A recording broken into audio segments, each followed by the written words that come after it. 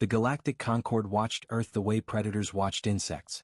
From the Grand Assembly Ring above the star Lyrian, hundreds of alien delegates observed the blue planet spinning quietly on the holographic display. Oceans, clouds, primitive orbital junk, chemical rockets, nuclear scars still visible from old wars. A minor world.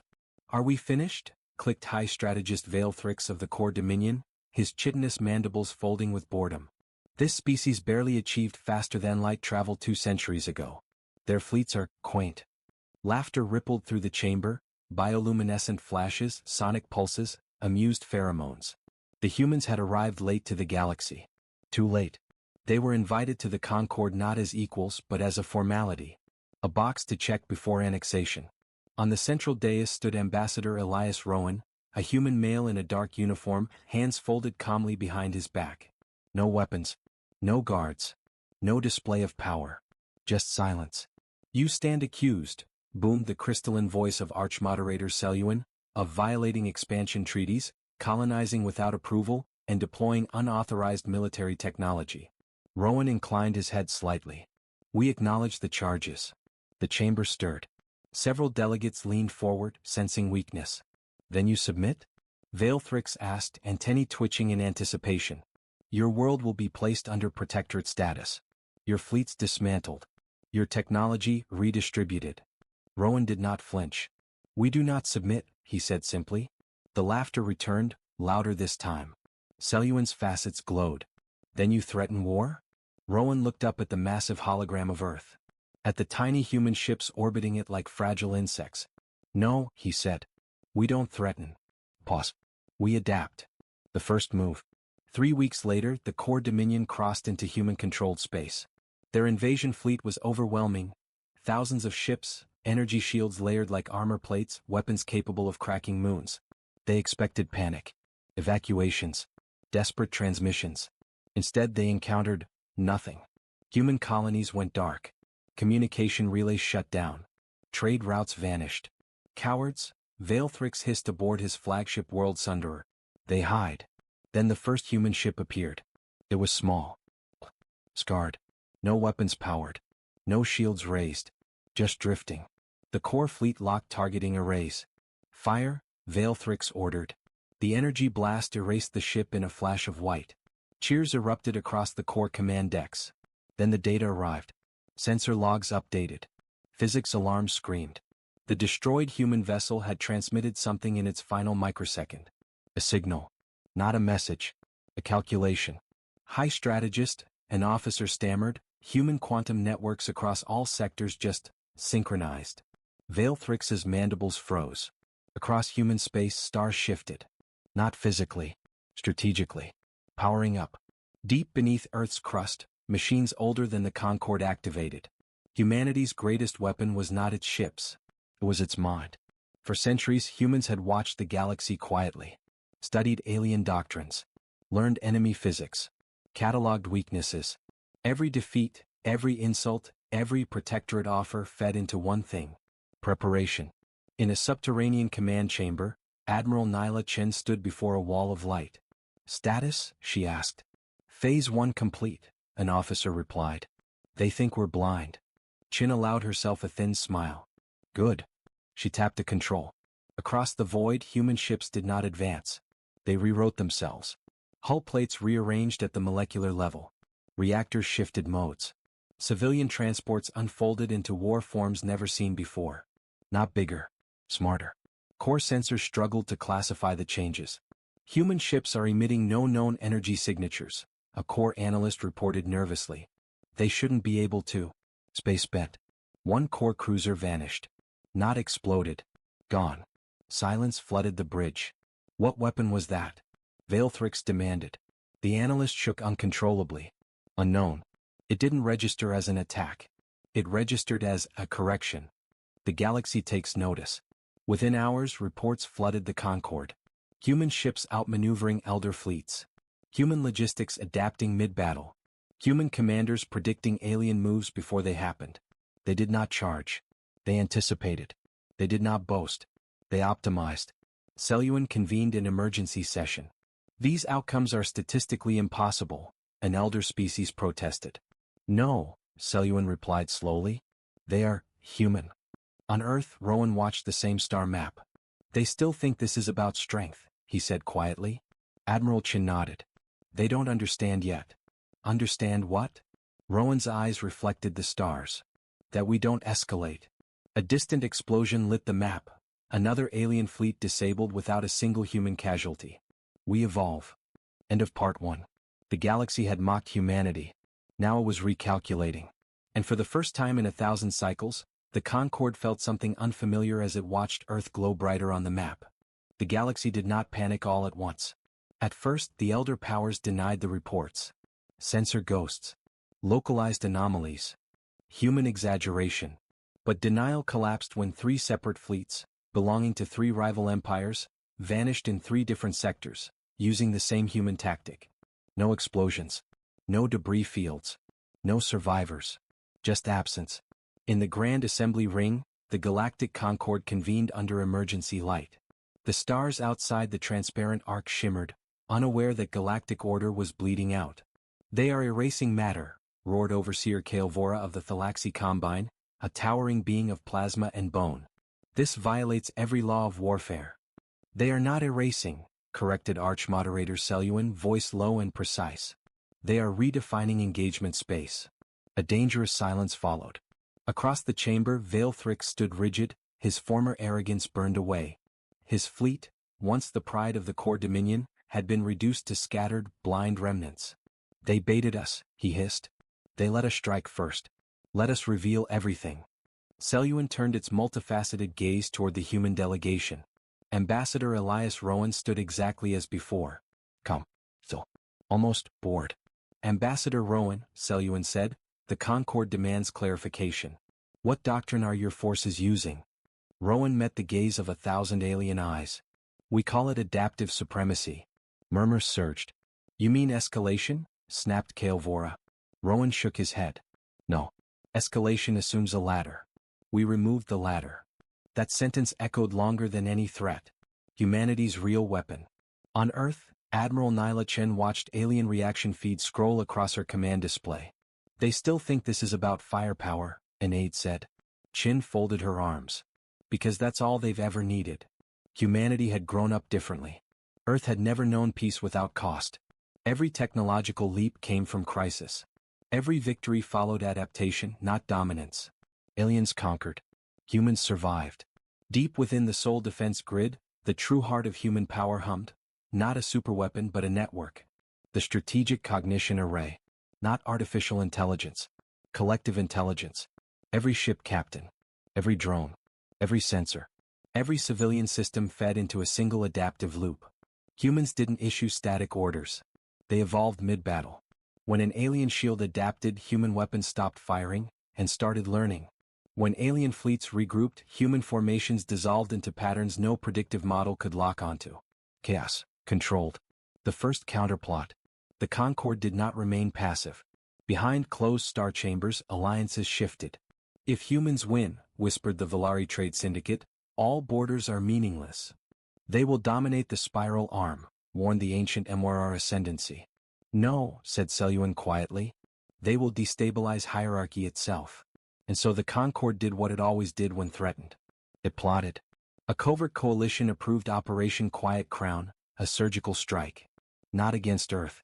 Against the mind. Human command nodes. Data relays. Civilian infrastructure. Break their cognition loop, and their fleets would revert to primitives. Vaelthrix volunteered the remnants of his dominion. I want redemption, he said. What he wanted was revenge. The trap. The attack came without warning. Across human space, false distress calls flared. Trade hubs erupted in chaos. Pirate fleets, secretly funded by Concorde credits, ambushed supply lanes. Then the real strike. A shadow armada slipped through an unguarded corridor and emerged near Earth's outer defense perimeter. They fired. Not weapons. Viruses.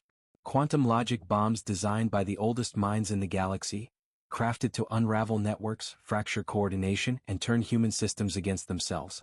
In the underground command chamber, alarms screamed. Admiral. Network integrity dropping. Civilian grids destabilizing. Chin didn't move. Confirm Phase 2, she said calmly.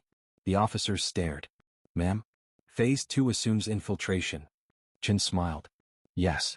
She tapped the console. Which means they're inside. Humans power up, again. The alien viruses spread fast. Then they stopped. Then they changed direction. What is this? A Concord cyberstrategist gasped aboard the Shadow Armada. Their own systems began rewriting code. Human code. Not blocking. Absorbing. They're not defending, the strategist screamed. They're studying us. On Earth, Rowan watched the same data stream. We let them believe our networks were centralized, he said softly. Chin nodded. They never imagined we'd weaponize vulnerability. The strategic cognition array fragmented, on purpose. Each human node became semi-independent, adaptive, unpredictable. 1,000 minds instead of one. Alien logic bombs detonated and found no center to destroy. Worse, they fed human understanding. Within minutes, humanity had cracked Concord cyberarchitecture older than their species. Alien fleets lost coordination. Weapons misfired. Command hierarchies collapsed. In space near Earth, human ships finally advanced. Not charging. Not threatening. Just activating. Alien realization. Veilthrix watched his displays go dark one by one. They're not fighting like a species, he whispered in horror. They're fighting like an ecosystem. A human transmission cut through the chaos. Clear, calm, undeniable. This is Admiral Nyla Chin of the United Terran Systems, she said. You attempted decapitation. Human ships locked into impossible formations. You failed. Space folded again. Entire enemy squadrons vanished. No sound. No light. Just empty stars. End of part 2. In the Grand Assembly Ring, Seleuan dimmed its glow. The humans are not rising, it said. They have arrived. And for the first time in galactic history, the Concord faced a truth it had never prepared for. A species that did not seek to rule. Only to adapt. And win. The galaxy had rules. They were old rules, written by ancient species that had burned stars before humanity had discovered fire. Those rules governed escalation, extermination, surrender. Humans ignored them. Not out of arrogance. Out of irrelevance. Across 5 spiral sectors, Concord fleets regrouped under a single banner. The Preservation Arm, a wartime coalition formed for one purpose only. End humanity. The humans are destabilizing the balance, declared High Curator Threx of the MRR Ascendancy, his voice echoing across encrypted channels. They erase fleets without conquest. They dismantle hierarchy itself. They must be reminded of their place, hissed Veilthrix, now little more than a symbol of vengeance. Or they will replace us. So the galaxy escalated. The burning of Calthus. Calthus was not a human world. It was a neutral trade planet, home to 12 species, floating cities orbiting a blue-green gas giant. Its only crime was location, too close to human-controlled corridors. The Preservation Arm made an example. From orbit, they fired stellar lances that turned cities into expanding rings of fire. Atmosphere boiled. Oceans lifted into space. Billions died in silence. The Concord broadcast the destruction across all channels. This is the cost of human defiance, Seleuan announced, voice heavy but unwavering. Withdraw or the galaxy burns. On Earth, every screen showed Calthus breaking apart. Admiral Chin said nothing. Ambassador Rowan closed his eyes. Around them, officers waited for the order everyone expected. Retaliation. Instead, Rowan spoke. They crossed the line. Chin nodded slowly. They always do. The human debate. Deep beneath Earth, humanity faced its most dangerous moment. Not on the battlefield but in conscience. The Strategic Council convened.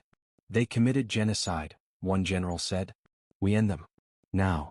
We have the capability, another agreed. Total annihilation. No survivors. Silence followed. Then Chin spoke. If we do that, she said quietly, we become what they fear. Eyes turned to Rowan. He stepped forward. They think power is about destruction, he said. We need to show them something worse. What's worse than extinction? Someone demanded. Rowan's gaze hardened. Survival without dominance. The room stilled. We don't destroy the Concord, he continued. We dismantle its belief in itself. Chin understood. Target their myths, she said.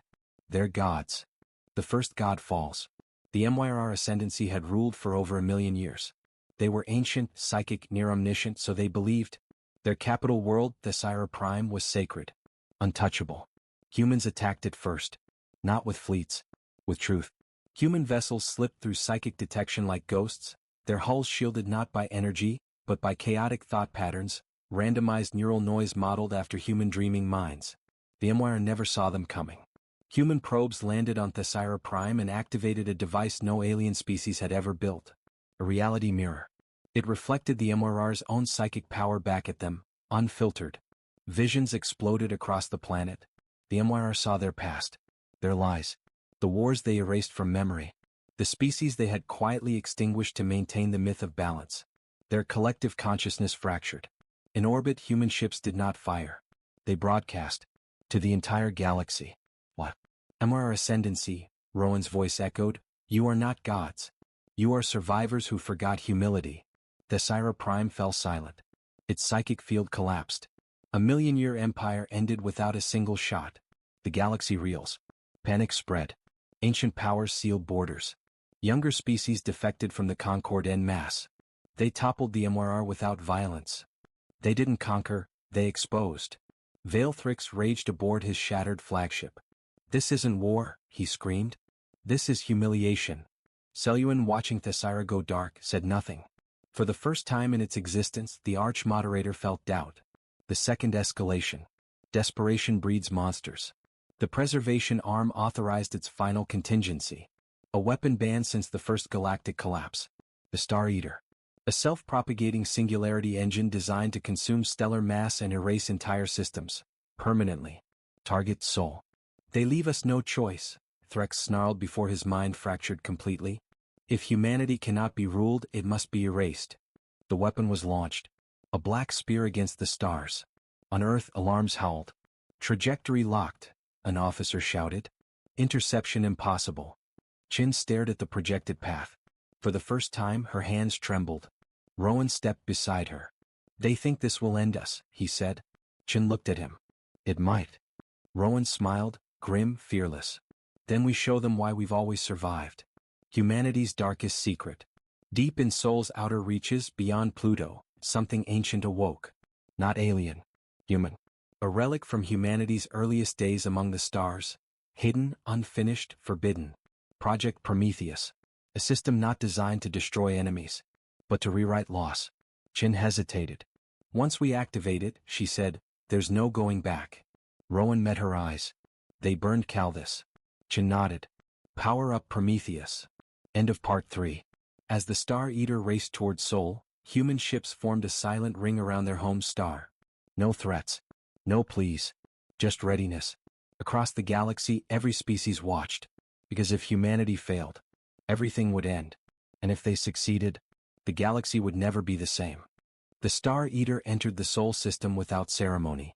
It did not glow. It did not roar. It bent light around itself like a wound in space. Across the galaxy, every major observatory focused on one impossible sight. A weapon older than empires, aimed directly at humanity's cradle. On Earth, cities went silent. Children looked up at a sky that seemed unchanged. Parents held them anyway. Humanity had no evacuation plan. There was nowhere left to run. The Concord waits. In the Grand Assembly ring, the remaining Concord leaders watched with something close to relief. It is over, whispered a Volari delegate. No species survives a consumed star. Seleuan did not answer. It had seen human behavior long enough to know one truth. They never revealed their final move first. Prometheus awakes. Beyond Pluto's frozen orbit, space rippled. A structure unfolded, vast, angular, incomplete by alien standards. No elegant symmetry. No perfect geometry. It looked unfinished. Because it was. Project Prometheus was not built to be safe. It was built to work. Admiral Nyla Chin stood in the control sphere, suspended in zero gravity, surrounded by raw stellar equations streaming like fire. Status? She asked. Prometheus online, an engineer replied, voice tight. Stability? Unknown. Rowan's hologram flickered beside her. Do it, he said softly. Chin closed her eyes. Activate. When physics blinked, the Star Eater crossed the heliopause. It began to feed. Solar mass stretched toward the singularity like threads of light. Then, it stopped. The sun did not dim. It paused. Across every human sensor, impossible data flooded in. The sun was no longer behaving like a star. It was behaving like a decision. Prometheus had locked onto the sun's fusion processes and introduced a variable no alien science had ever attempted. Intent. Not artificial. Human. The sun resisted. Not violently. Deliberately. The Star Eater screamed, not with sound but with broken equations. "What is happening?" shrieked a Concord scientist. Seleuan's glow faltered. "They gave their star choice," it whispered. "The human gamble." Prometheus was not a weapon. It was a pact. Humanity had learned something unique in its short, brutal history. Nothing survives alone. They had not built Prometheus to overpower a singularity. They built it to collaborate with a star. By synchronizing human cognition patterns, fear, hope, defiance, into stellar-scale feedback loops, they turned the sun into an active system. Not alive. Where? The Star Eater tried to consume. The sun pushed back. Energy surged, not outward but inward, collapsing the singularity's event horizon into itself. A star refusing to die. Alien horror. Across the Concord, panic erupted. They're violating causality. They've bonded with a star. No species does this. Veilthrix watched in silence as the Star Eater destabilized. For the first time he felt something like awe. "They didn't build a bigger weapon," he murmured. "They built trust." The cost. Prometheus strained. Human ships shuddered as feedback surged through the cognition network. On Earth, millions felt it, a pressure behind the eyes, a shared breath held too long. Chen's console screamed. "Admiral. Neural overload. We're feeding the star ourselves." Rowan appeared again, his image flickering. "This was always the price," he said calmly. Chen's jaw tightened. "How many?" "Enough," Rowan replied. Human volunteers, millions across Earth and the colonies, had linked their minds willingly to Prometheus. Not forced, chosen. Every fear, every memory of survival, every refusal to surrender poured into the sun. Humanity did not fight the Star Eater. They outlasted it. The Star Eater dies. With a final collapse, the singularity imploded. Not explosively, peacefully. Space smoothed. Light returned. The sun burned on. Across the galaxy, stunned silence reigned. The forbidden weapon was gone. Erased by a species that refused to be erased. Aftermath. Prometheus shut down. Emergency teams rushed to stabilize neural networks. Casualties were minimal. Humanity had engineered the system with redundancy, limits, mercy. They had learned that too. Chen exhaled slowly. Rowan's image faded, his last words lingering. "They wanted our extinction. We answered with existence." The galaxy changes. In the Grand Assembly Ring, Seleuan dimmed itself to near darkness. "The Concord's authority is broken," it declared. "No law survives this." Delegates began to leave. Alliances dissolved. Protectorates declared independence overnight.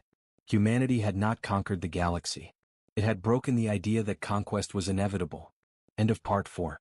The sun burned brighter than before. Not hotter. Stronger. And across the stars, every species now understood the same terrifying truth. Humans do not dominate by force. They bind the universe to their will. The Concord did not fall in fire. It fell in silence.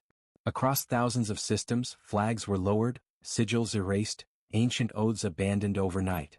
Protectorate worlds stopped paying tribute. Border beacons went dark. Trade routes ignored Concord authority for the first time in recorded history. Humanity had done what no war ever achieved. It made obedience optional. The aftershock. On Earth, celebrations never came. Instead, there was mourning. Millions of human volunteers recovered slowly from neural fatigue. Some forgot days of their lives. Others dreamed of burning light and endless gravity. A few never fully woke. Admiral Nyla Chen stood in a hospital ward, watching rows of quiet figures breathe under soft lights. "We asked too much," she said. Ambassador Rowan shook his head. "They offered. That doesn't make it lighter." Rowan looked out through the reinforced glass at Earth's horizon. "No," he agreed. "It makes it human. A galaxy reborn, or ravaged." As Concord control vanished, old rivalries resurfaced. Species long suppressed now armed themselves. Border wars ignited. Ancient grudges flared without restraint. Freedom, it turned out, was dangerous. Reports flooded Terran command. 3 systems plunged into civil war. A former Concord enforcer species began preemptive purges. Pirate coalitions seized undefended trade hubs. Humanity had shattered the cage. Now the galaxy didn't know how to live without it. "They'll blame us," Chin said during a crisis briefing. They already do, Rowan replied calmly. A transmission cut in, encrypted, priority crimson. An alien face appeared on the holo display. Tall, pale, eyes like fractured mirrors. Envoy Sareth of the Valari Syndicate. We request immediate alliance talks, Sareth said. Privately. Chin narrowed her eyes. You backed the Star Eater. Yes, Sareth admitted. And we regret surviving that decision. The offer. The meeting took place aboard a neutral station drifting between empires. Sareth did not sit. We believe the galaxy requires structure, the envoy said. The Concord failed. But humanity could succeed. Rowan's voice was cool. You're proposing a replacement. A guide, Sareth corrected. Human-led governance. Stability enforced by your unique capabilities. Chin stiffened. We didn't fight to become tyrants. Sareth's mirrored eyes flickered. Power creates gravity, the envoy said. Whether you wish it or not. The words lingered long after the meeting ended. The divide. Within humanity, debate ignited. Some worlds demanded intervention. Without us, they'll destroy themselves. Others warned against it. We didn't escape overlords to become them. Protests erupted across colonies. Soldiers questioned orders. Philosophers argued on every channel. Humanity faced a choice more dangerous than war. Rule, or resist ruling. Rowan addressed the Terran Assembly. We are not saviors, he said. We are survivors who learn to stand together. If we impose order, we destroy the very lesson we taught. But if we do nothing, a delegate demanded. Rowan paused. Then we help differently. The unexpected alliance. Humanity reached out, not to empires. To the small ones. Independent systems. Refugee species. Broken worlds once ignored by the Concord. Human engineers rebuilt infrastructure without claiming territory. Human diplomats taught negotiation frameworks instead of issuing commands. Human fleets escorted convoys, but never occupied planets. They offered tools, not control. Across the galaxy, something unprecedented formed. A voluntary compact. No hierarchy. No enforcement arm. Just shared defense, shared knowledge, shared survival. And it terrified the old powers. The betrayal. Sareth watched this unfold with cold calculation. Humanity was not claiming the throne. They were dissolving it. That could not be allowed. The Valari Syndicate made its move. Under the guise of cooperation, Valari agents infiltrated compact networks. Introducing subtle distortions, engineered mistrust, falsified human transmissions. Entire systems turned against Terran advisors overnight. Then the attack came. A Valari strike fleet ambushed a human-humanitarian armada near the neutral world Ilexer. Unarmed ships. Civilian crews. The message was unmistakable. Power must rule, or be destroyed. Human response. When news reached Earth, Chin slammed her fist into the console. They crossed the line. Rowan did not speak immediately. He looked at the list of the dead. Engineers. Doctors. Volunteers. Not soldiers. They don't understand us, Rowan said softly. Chin met his eyes. Then we make them. The quiet order. No declarations were made. No fleets mobilized. Humanity did not threaten the Valari Syndicate. They simply disconnected it. Valari financial networks failed simultaneously. Their trade algorithms collapsed. Supply chains unraveled as human-built infrastructure across dozens of systems shut them out. Peacefully, completely. Valari worlds panicked. Then human ships appeared at Valari borders. Not firing. Waiting. A single transmission broadcast across Valari space. This is the consequence of choosing domination over cooperation, Rowan said. You are not under attack. Pause. You are alone. Alien realization. Within weeks, the Valari economy imploded. No conquest. No bloodshed. Just isolation. Sareth watched their civilization crumble and finally understood. Humans did not need to rule the galaxy. They had become the context it depended on. End of Part 5. The galaxy had feared human weapons. Now it feared something far worse. Humanity's refusal to rule, and its ability to survive without anyone else. And somewhere in the dark between stars, the last loyalists of the Concord prepared one final, desperate act. Not to defeat humanity, but to erase their influence forever. The galaxy believed the war was over. Borders stabilized. Trade resumed. The voluntary compact spread quietly, system by system, not through force but through trust. Humanity withdrew fleets, dismantled emergency war frameworks, and powered Prometheus down to a dormant whisper. For the first time since first contact, humans slept without alarms. That was when the past woke up. The ones who never spoke. Beyond known space, beyond charts, beyond memory, something moved. Not an empire. Not a fleet. A principle. The Concord had not been the first galactic order. It had been the second. Long before the MYR, before Celluin, before recorded treaties, there had been beings who did not rule by law or fear. They ruled by absence. They were known only in erased records and forbidden equations. The null continuum. Not alive in any human sense. Not machines. Not gods. They were the solution to chaos. When a species destabilized the balance of the universe, the null erased its influence. Not its bodies, not its worlds, but its meaning. Civilizations vanished without ruins. As if they had never mattered. Humanity had done the impossible. And the universe had noticed. The first sign. It began with silence. A compact relay station near the Perseus drift stopped responding. No distress call. No debris. A survey ship arrived days later. The station was intact. Powered. Empty. Every record wiped clean, not deleted but never written. Crew logs showed people walking, then simply not existing in the next frame. Admiral Chin stared at the footage. This isn't an attack, she said slowly. Rowan felt cold for the first time since Caldas. This is a correction. The message without words. The null did not communicate. They demonstrated. Across human-influenced space, subtle changes appeared. Human trade algorithms stopped being referenced in alien systems. Human diplomatic frameworks ceased to be remembered. Human tactical doctrines vanished from alien databases, even those physically isolated. It was as if humanity's impact was being gently removed. Species still remembered humans existed, but no longer remembered why they mattered. That's impossible, a scientist whispered. Influence isn't physical. Rowan's jaw tightened. It is if the universe treats causality like a ledger. The null reveals itself. The first null structure appeared near the galactic core. A shape that was not a shape. A region where probability collapsed into certainty. Human ships that approached did not explode. They lost purpose. Crew forgot missions. Systems powered down because no one remembered why they were on. Chin ordered an immediate withdrawal. They don't kill, she said. They erase significance. And we're next, Rowan replied. The final choice. Prometheus could counter the null. The equations confirmed it. But at a cost humanity had sworn never to pay. To oppose the null continuum, Prometheus would need to scale beyond soul. Not one star. Many. A stellar cognition web spanning dozens of systems.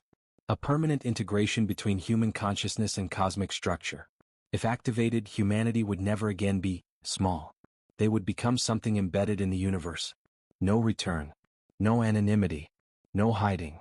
The Terran assembly fractured. We become gods. No, we stop being human. Rowan stood before them all. We don't become gods, he said quietly. We become responsible. Chin looked at him. And if the galaxy fears us? Rowan met her gaze. Then we'll teach them not to. The null strikes. The decision was taken from them. The null advanced. Human influence collapsed in real time. Entire compact systems reverted to isolation, forgetting human aid, human presence, human trust. A human colony on Eos Prime woke up alone. No allies. No shared language. No history beyond themselves. Existence, but no echo. Chin gave the order. Activate Prometheus, full spectrum. Humanity ascends. Stars responded. One by one, human-linked systems ignited with synchronized resonance. Not domination. Connection. Human minds did not control the stars. They listened to them.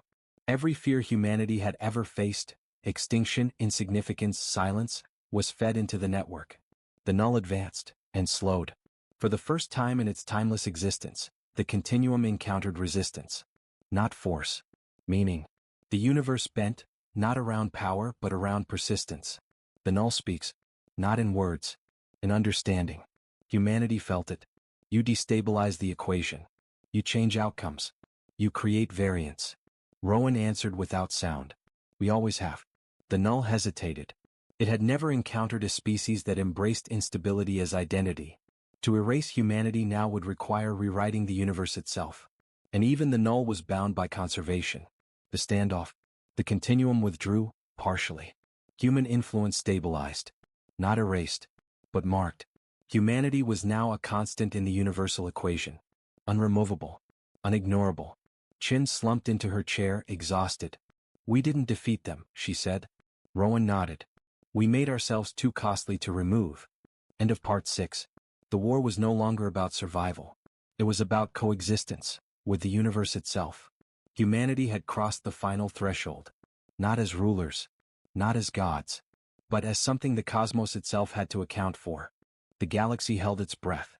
After decades of underestimated growth, hidden technology, and whispered legends, humanity now stood at the apex of interstellar power. Alien civilizations that had once mocked them, laughed at their primitive ships and simple tactics, now faced a species that had rewritten the rules of war, diplomacy, and survival. And the humans, calm and collected, had no desire to threaten. They merely powered up. On the bridge of the Eternal Resolve, Admiral Celine Cade surveyed the scene. Tens of thousands of alien vessels from the Zenith Collective and the Vorex Syndicate formed a chaotic armada, stretching across the Orion Rift. The humans' fleet, a fraction of the size, gleamed with adaptive technology, shimmering shields, and weapons that bent the laws of physics. Status? Celine asked, her voice calm, yet carrying the weight of absolute authority. Lieutenant Rian Thorne, her tactical officer, glanced at the holographic display. Enemy fleet is attempting a coordinated strike. They're underestimating our speed. The Vorex dreadnoughts are overextending their formation. Our countermeasures are holding. Shields are stable at 100%. Celine's eyes narrowed. Good. They still don't see it. They never saw it coming. Meanwhile, in the command nexus of the Zenith High Council, holograms of human fleets flickered. Supreme Chancellor Valen's mandibles clicked in disbelief. These humans, they should not exist like this. Their technology, how? A younger advisor, trembling, whispered, they've been hiding. We thought we were the apex, but they've been preparing, evolving, silently. The truth was simple. Humanity had never sought galactic dominance. Every advance, every leap in science, was for survival, for exploration, for the sheer determination to endure. Yet, when cornered, humans transformed. What the galaxy interpreted as modest ships and humble colonies were, in reality, mobile fortresses, neural-linked command networks, and weapons that could disassemble entire fleets atom by atom. Celine spoke into the comms, her voice calm yet piercing. Chancellor Valen.